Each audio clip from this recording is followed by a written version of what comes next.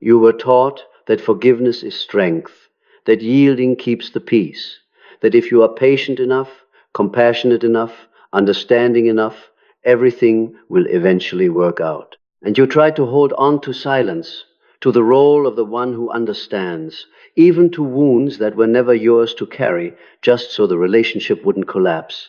What you were never taught is this: those very things once protected the narcissist from having to pay a price.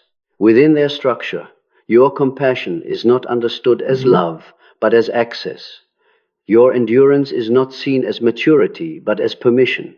And your silence becomes a cushioning layer that allows them to keep operating without facing consequences. Everything truly changes when you begin to see the truth, not a single mistake, not one isolated hurt, but an entire repeating mechanism. From that moment on, you don't need to resist, expose, or prove anything. The simple fact that you no longer shield them, no longer absorb for them, no longer hold the system upright, is enough to make the narcissist start paying a very high price. This video is not about you being right or them being wrong. It is not about revenge or winning.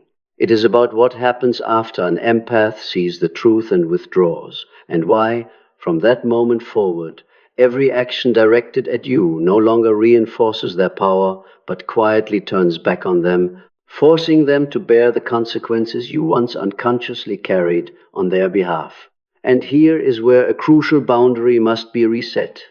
The price a narcissist pays does not begin with a loud collapse, nor does it come from a direct act of defiance on your part. It begins at a far subtler point. The moment you stop performing the role of stabilizing their inner world. When you see the truth and no longer automatically adjust your emotions, words, or behavior to keep them comfortable, the entire system they rely on to maintain power begins to lose its foundation. From the outside, nothing may seem to have changed, but on the inside, a process has already begun, one the narcissist cannot control, cannot reverse, and cannot avoid. To understand why simply seeing clearly and withdrawing makes them pay such a steep price, we must start at the deepest foundation. How a narcissist exists and the invisible role an empath once held within their psychological structure. This is the starting point of the first part. Part 1. The invisible foundation. Why a narcissist needs an empath to survive.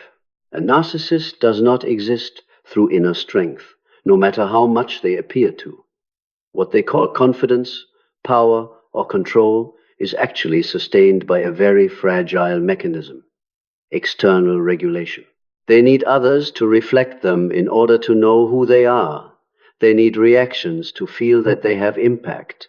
And they need other people's emotions to fill the void they cannot access on their own. Within this structure, an empath is not merely a lover or a partner. An empath is a function. You once played the role of emotional regulator for them without realizing it. When they were chaotic, you soothed them. When they were contradictory, you made sense of things for them. When they caused harm, you questioned where you might have gone wrong.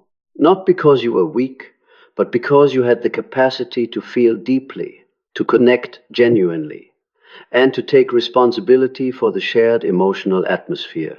That very capacity made you a stabilizing anchor for a system that cannot stabilize itself. The problem is this: a narcissist does not see you as an independent human being. They see you as an extension, a surface onto which they project their persona, a place to offload their shadow, a safe space to discharge what they cannot contain. When you endure, they see themselves as right. When you forgive, they see themselves as exempt. When you remain silent, they see themselves as in control of reality. During that time, you believed you were keeping the relationship from falling apart. But at a deeper level, you were keeping their structure from having to face the truth about itself. And this is precisely why, when you begin to see clearly, when you stop legitimizing their behavior, stop self-adjusting to keep the peace, stop absorbing emotions on their behalf, the system begins to shake. What is crucial to understand is this. A narcissist does not fear being abandoned through action. They fear being abandoned through awareness. The moment you see how they operate, you are no longer a neutral, reflective surface. You become a mirror that cannot be bent. From that moment on, you do not need to do anything else. The fact that you no longer perform your old function is enough to trigger a chain of consequences. The price the narcissist must pay begins right here.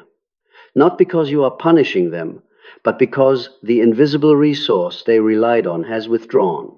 When the empath stops regulating, the narcissist is forced to face their own inner void, the very thing they have avoided their entire life.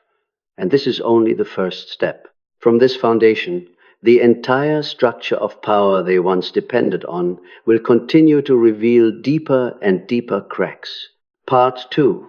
The moment you see clearly, when the illusion of control begins to crack. There is a very specific moment that a narcissist always underestimates. It is not when you leave, not when you cut contact, and not when you resist. It is the moment you see clearly, when you no longer confuse words with actions, when you stop asking yourself whether you are too sensitive, when you stop trying to understand more in order to justify something that has repeated itself too many times. You simply stop doubting your own perception. For a narcissist, this is the first real fracture in their power. Their power never came from truth. It came from controlling how you interpret reality. As long as you questioned yourself, they still had ground to stand on. As long as you kept explaining yourself to them, they remained at the center.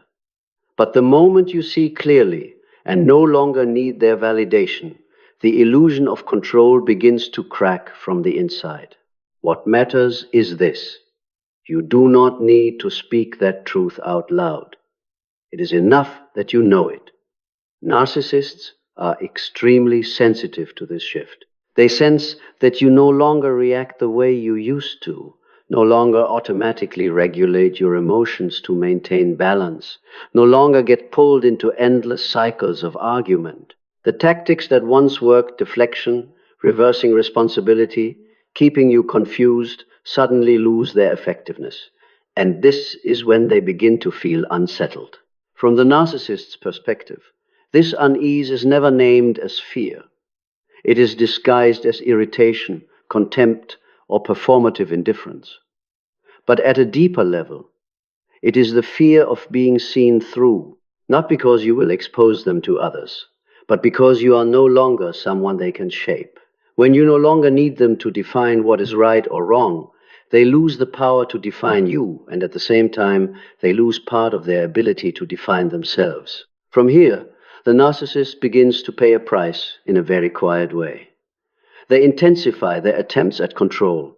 Their words become more contradictory, their behavior more extreme, their emotions more erratic. But the harder they try, the more they reveal themselves. Control only works when the other person is still participating. When you remain still in your clarity, every move they make becomes excessive, and that excess exposes them.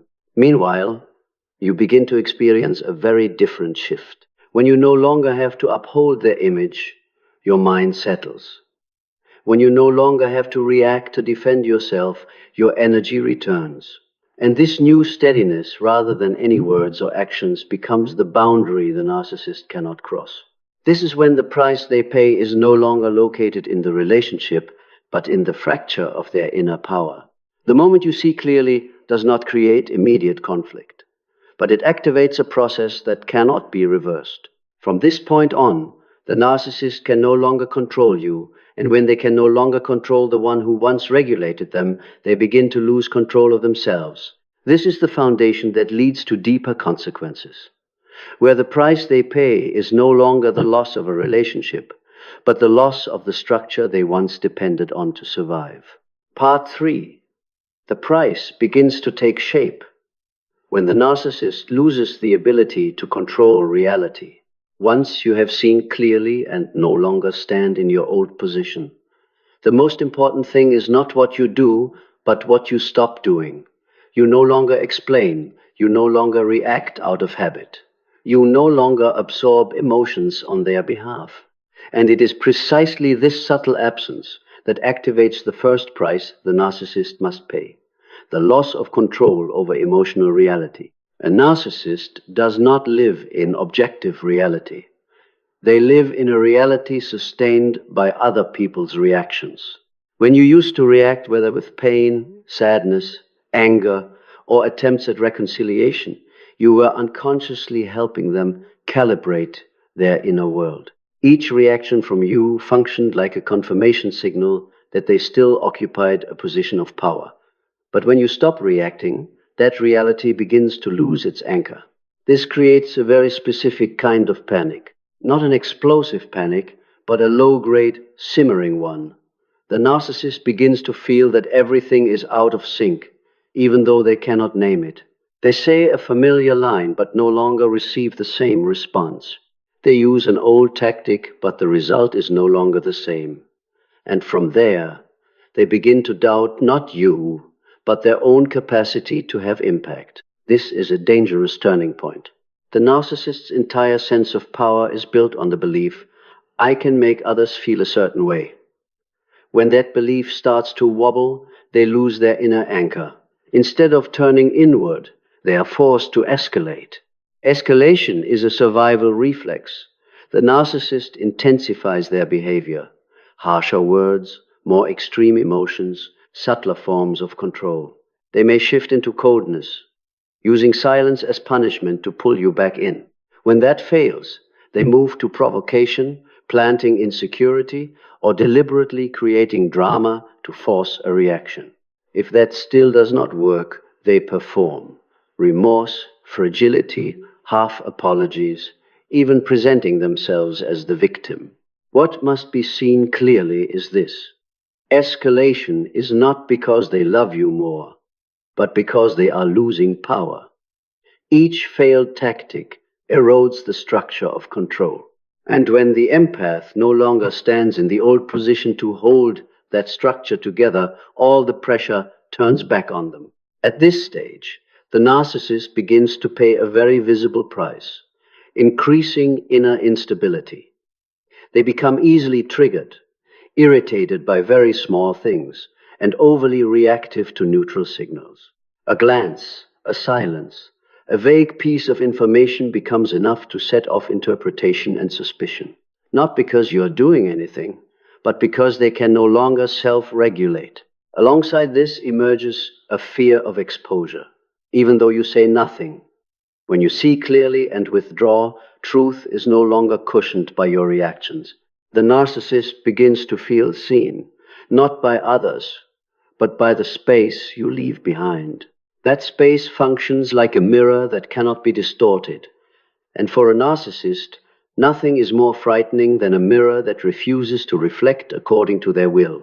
They may begin to monitor you from a distance, scrutinizing every small change in your life, not to reconnect, but to reassure themselves that they have not completely lost control. Ironically, each instance of watching without receiving a response, without seeing you fall out of rhythm, only increases their anxiety. This becomes a self-eroding loop. The more they observe, the more powerless they feel. The more powerless they feel, the more obsessive they become. The next price the narcissist pays is the loss of inner coherence. Without someone to help keep their self-image stable, they begin to contradict themselves. Today they say one thing. Tomorrow they act in another way. Their positions shift constantly because they no longer have a center to return to. The persona, the mask that once operated smoothly, begins to crack under the pressure of sustaining itself. Meanwhile, you are entering an entirely opposite process. When you no longer react to stabilize someone else, your nervous system begins to learn a new order. You are no longer pulled into chaos. You no longer have to read the room to decide what to say or when to stay silent. Energy returns, perception sharpens, and you begin to stand firmly in your own experience. It is this contrast that makes the narcissist price even more costly. On one side is your gradual integration, on the other is their increasing fragmentation. You do not need to win. You do not need to prove anything. Your stillness in clarity is enough to expose the fragility of the system they depended on. At this point, the narcissist begins to realize something very difficult to accept. You are no longer usable, not because you are cold, but because you are no longer manipulable. And for them, this is not merely the loss of a relationship, it is the loss of a vital function. No one can truly replace that role, because the problem is not the person, but the structure. This price does not explode like a catastrophe. It unfolds quietly, over time, with no quick exit. The narcissist does not collapse immediately, but they become stuck in old loops, outdated tactics, nameless fears. Meanwhile, you left that cycle long ago, and this is the key point of this section. The narcissist does not pay the price because you hurt them. They pay the price because you no longer protect them from having to face themselves. When an empath sees the truth and withdraws, the cost is no longer measured by external loss, but by internal disintegration. From this point forward, every effort they make only further exposes what you once unconsciously shielded for them, a structure that cannot stand on its own once there is no one left to carry it. Part 4, the end point, when the price no longer falls on you but on their life. At a certain point, this process reaches a place the narcissist cannot turn back from. Not because you do anything more, but because there is nothing left for them to do with you. When the empath has seen clearly and withdrawn from the role of regulation, the price the narcissist pays is no longer tied to the past relationship. It spreads across their entire life. The end point is not a dramatic collapse. It is a prolonged state of existence, in which everything still functions on the outside, yet no longer feels truly alive. The narcissist may continue to build an image, continue to create new cycles, continue to seek attention, but deep down, they know that something no longer works the way it once did, and that something cannot be repaired through surface-level effort. The first prize at this stage is the loss of the ability to create depth. Every subsequent relationship shares the same pattern. Fast, intense, highly stimulating, but brief and hollow. Not because others are insufficient, but because the narcissist no longer has enough inner space to hold truth. Wherever there is a risk of the shadow being reflected, they will unconsciously sabotage, withdraw from, or distort the connection. Next comes existential fatigue. Not the exhaustion of doing too much, but the fatigue of maintaining a structure that is no longer being supported. The persona now has to operate continuously, without rest. There is no empath left to carry the moments of emptiness, confusion, or disorientation. And when someone lives in that state for too long, they do not collapse, they become numb. Numb to emotion, to joy, to genuine connection. At a deeper level, the narcissist begins to experience a form of self-awareness without the capacity for change. They sense that the problem is not other people, yet they lack the ability to go inward and resolve it. This is the most dangerous kind of stagnation, knowing there is a problem, but having no tools to face it. And each time they brush against that truth, they quickly turn away, because it threatens the entire ego structure. Meanwhile, the image of you, not who you were in the past, but who you were at the moment you saw clearly and withdrew, remains as a quiet anchor, not to draw them back, but to remind them that a boundary once appeared and they could not cross it. You become living proof of a truth that is very hard for them to accept. Their power was never absolute. And here something must be made clear. This price is not moral punishment. It is not karma in the conventional sense. It is a structural consequence. When a person lives by endlessly pushing the shadow outward without ever integrating it, there will eventually be nowhere left to push. The empath once served as that place. When that place is gone, the entire mechanism collapses inward on itself. As the narcissist becomes increasingly confined within their own structure, you are moving along an entirely different axis of life. Not an axis of resistance, and not one of proving anything but the axis of inner sovereignty. You no longer live to be understood, validated, or recognized by structures that require your self-erasure in order to survive. You live from clarity, from boundaries, from the refusal to betray your own experience. And this is what closes the story, not through confrontation, but through separation of systems. When two people no longer exist on the same axis of being, power naturally loses its effect. The narcissist no longer loses you in a personal sense. They lose access to a type of human being, the kind who sees the truth and does not erase themselves to maintain an illusion. That is the highest price. Not loneliness, not shame, not surface-level regret, but having to continue living inside a structure that cannot expand, while knowing that there was once a door, and that door has closed permanently. As for you, empath, you do not carry this story as a victory. You carry it as a marker of maturity, a place where you learn that love does not require your disappearance, that truth does not need to shout to be powerful, and that living in clarity is sometimes the most radical act of freedom. Part 5. A new direction opens. When the story is no longer about the narcissist, but about your axis of life. At this point, the most important thing that must be put back in its proper place is this. The story does not truly end with the price the narcissist pays.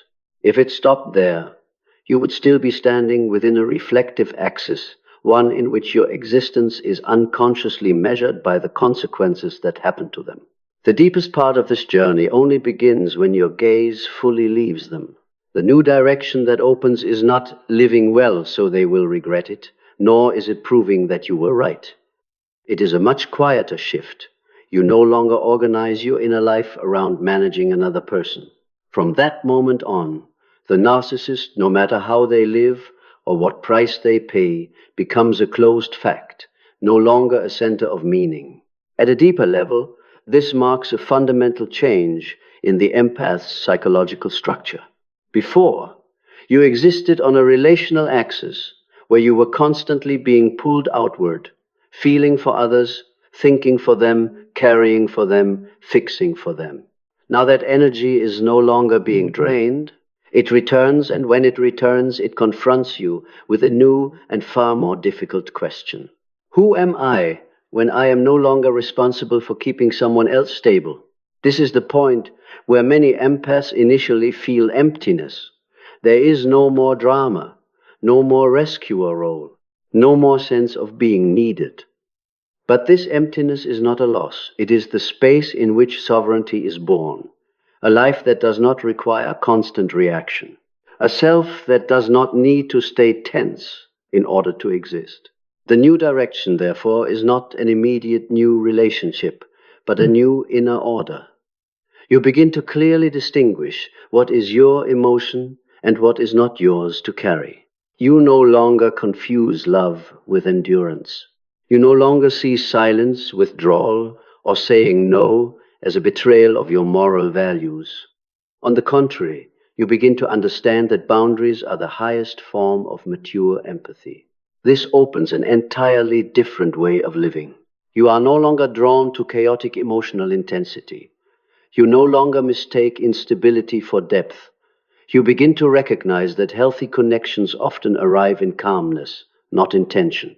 And as a result, the types of people who were once drawn to you, those who needed you in order to survive, gradually lose access to you. At an even deeper level, this is the moment the empath enters a rare stage of maturity, living without the need for reflection from distorted structures.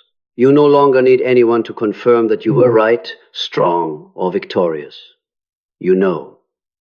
And that knowing is not loud, not defensive, and not performative. From here, the story can unfold in many new directions, not revolving around the narcissist, but revolving around you in a state no longer pulled backward, The path of an empath who learns to choose rather than endure. The path of a person who begins to build life from inner stability, not from external reaction. The path of relationships in which love does not require control in order to exist. And if there is one final thing worth carrying forward from this entire journey, it is this. The narcissist pays a price because they cannot move forward once truth appears. You move forward because you no longer need to turn back. That is not a victory. It is a departure from an old axis of living into a life that no longer requires someone else to collapse, regret, or awaken in order for you to be free. Part 6, the final endpoint.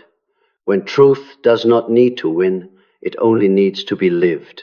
At this stage, there is something that must be said very clearly without noise.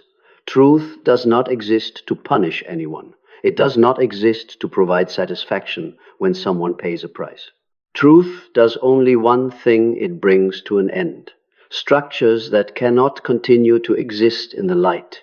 And that is precisely why a narcissist pays such a high price when they target an empath who has seen the truth. Not because the empath becomes stronger in a superficial way, not because the empath retaliates or reverses the power dynamic, but because once truth is seen, the game is over. There are no more roles, no more stage, no more audience. A narcissist does not collapse because you leave them. They collapse because they lose the environment that allowed them to deny themselves. When an empath no longer erases themselves to preserve harmony, no longer doubts their intuition to maintain the relationship, no longer carries another person's shame and disorder on their behalf, the narcissist is forced to live in a reality that is no longer padded. And for an ego structure built to avoid truth, that is a non-negotiable cost. But what matters even more is this: you do not carry this story to define who you are. If you still need them to pay a price in order to feel that you were right, you are still standing on the old axis. True maturity begins when you no longer need to know what becomes of them, when the question, "How are they now?" naturally disappears from your inner life. This is a moment very few people talk about, yet it is the clearest sign of healing. You no longer want to explain the past. You no longer want to be understood correctly. You no longer want the story to have a fair ending in an emotional sense. You simply continue living, and that life is no longer pulled backward. At this point, the empath is no longer an empath in the old sense, someone who must feel for others, endure for others, preserve things for others. The empath becomes a whole human being, able to feel, yet able to stop, able to love without trading away the self, able to see without needing to intervene. And this is what closes the entire loop. Not because the narcissist changes, not because they awaken, but because you are no longer inside the system that allows that loop to exist. If there is one final message worth carrying forward, it is this: truth does not need you to defend it. It only needs you not to betray your own experience. When you can do that, every structure built on distortion will dissolve on its own. No noise, no judgment, no condemnation. And that is the deepest ending, not only for the narcissist, but for the person you once were. From here, the story is no longer about what they lost. It is about how you return to yourself. In the end, what needs to be placed back in its proper position is this: the price the narcissist pays is not a punishment coming from you, nor is it a dramatic form of karma. That price lies in something far quieter. They permanently lose the ability to return to a world where truth can continue to be covered over. When an empath has seen the truth, what disappears is not love, nor is it hope. What disappears is the illusion that the relationship could continue to exist through avoidance. And for a narcissist, that is the greatest loss. Not because they lose you, but because they lose the role you once held within their system. The one who maintained balance, absorbed tension, and made everything feel as though it was not yet too bad. You did not leave to cause them pain. You left because you could no longer betray your own experience. From that moment on, the two paths fully separate. One path moves toward integration, maturity, and genuine presence. The other continues to loop through denial, substitution, and repetition. Not because one is right and the other is wrong, but because only one path allows a person to live in truth without needing to cover it up. If there is anything worth carrying forward after this entire story, it is this clear understanding. You did not win because they lost. You are not strong because they are weak. You are not right because they are wrong. You simply no longer participate in a structure that requires your disappearance in order to exist. And that is where everything comes to a close. No condemnation, no proving, no emotionally fair ending required. Life continues lighter, clearer, and no longer pulled back toward old questions. The highest price the narcissist pays, therefore, does not lie in what they lose on the outside.